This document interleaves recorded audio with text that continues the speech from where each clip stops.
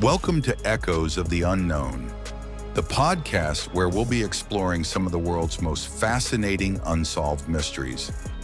I'm Jack Montgomery, and today we're setting sail for a place known as one of the loneliest places on Earth, a rocky island off the coast of Scotland where three lighthouse keepers vanished without a trace. This story stands as one of Scotland's most enduring maritime enigmas, leaving behind questions and unsettling clues that continue to perplex investigators and historians to this day. The story unfolds on December 26, 1900, when the small supply vessel named the Hesperus made its way through the rough Atlantic waters toward the remote lighthouse on the Flannan Isles, a small cluster of rocky outcrops approximately 20 miles west of the Isle of Lewis in Scotland's Outer Hebrides. The ship's purpose was to bring relief to the three lighthouse keepers there: Thomas Marshall, James Duckett, and Donald MacArthur. These experienced men had been maintaining the newly built lighthouse for several weeks, but as the crew approached, they immediately noticed that something was amiss. The lighthouse stood dark, with no welcome flag flying, no signal from the dock, and no sign of the three keepers. Relief keeper Joseph Moore's discovery upon coming ashore painted a scene frozen in time. The lighthouse door was unlocked. Two of the three oil-skinned coats were missing, and an uneaten meal sat on the table. A single overturned chair and a stopped clock completed the eerie tableau. Despite an exhaustive search of the tiny windswept island, no trace of the men could be found. The Flannan Isles offered no place to hide, just bare, wind-beaten rock with cliffs that plunge hundreds of feet into the churning Atlantic waters. The next few hours were tense and surreal. Moore, along with members of the Hesperus crew, searched every inch of the island. They checked the western landing, where the physical evidence provided some clues, but only deepened the mystery. Ropes, usually kept in a designated storage box 70 feet above sea level, were scattered across the rocks. A metal railing was bent, and a massive rock had been dislodged from the cliff face, suggesting a violent storm had struck the area.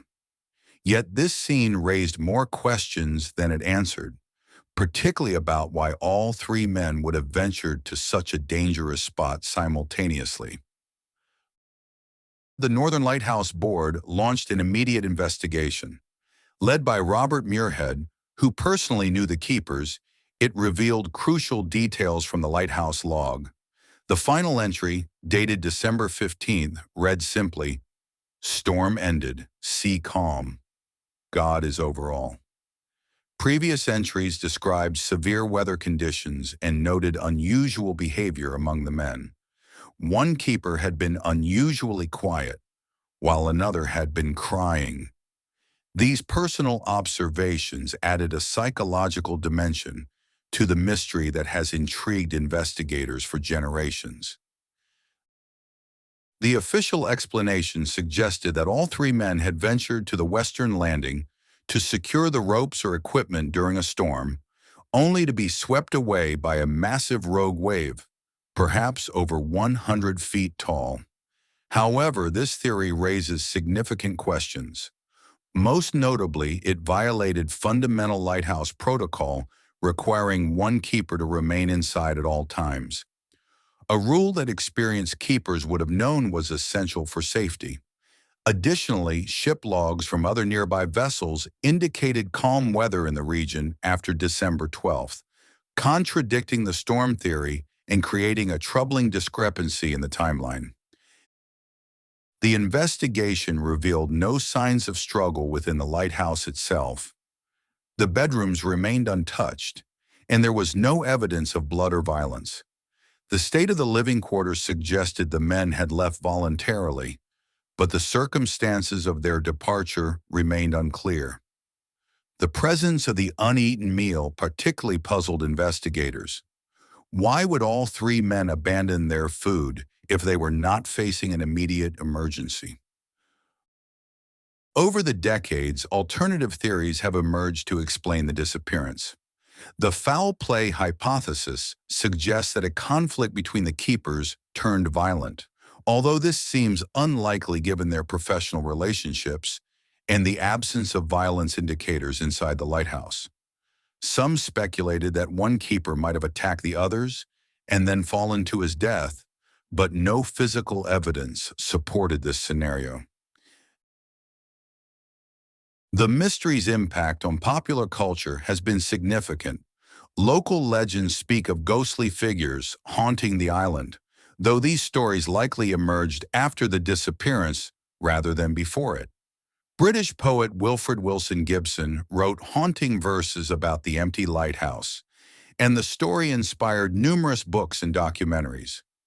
Most recently, the 2019 film The Vanishing offered a fictionalized interpretation of events, exploring the psychological tension of isolation and the harsh realities of lighthouse keeping. What makes this case particularly haunting is its seeming simplicity. The setting was isolated and contained a small rocky island with nowhere to hide. The timeline was narrow, and the cast of characters limited to just 3 men. Yet the solution remains elusive, defying logical explanation even after 125 years of scrutiny and speculation. The evidence presents a compelling paradox. The scene inside the lighthouse suggests a sudden departure, the uneaten meal, the overturned chair. The damage at the western landing points to a violent natural event, but the violation of lighthouse protocols, the discrepancy in weather reports, and the complete absence of any bodies or debris continue to challenge any definitive conclusion. Perhaps most unsettling is the lighthouse log's final entry: God is over all. These words, written just days before the disappearance, carry an almost prophetic weight. Were they a simple observation of improved weather, or did they hint at something more ominous approaching? The emotional state of the keepers, as recorded in the log, adds another layer of mystery. What caused one man's unusual silence and another's tears? The Flannan Isles case exemplifies how the most compelling mysteries often arise from ordinary circumstances.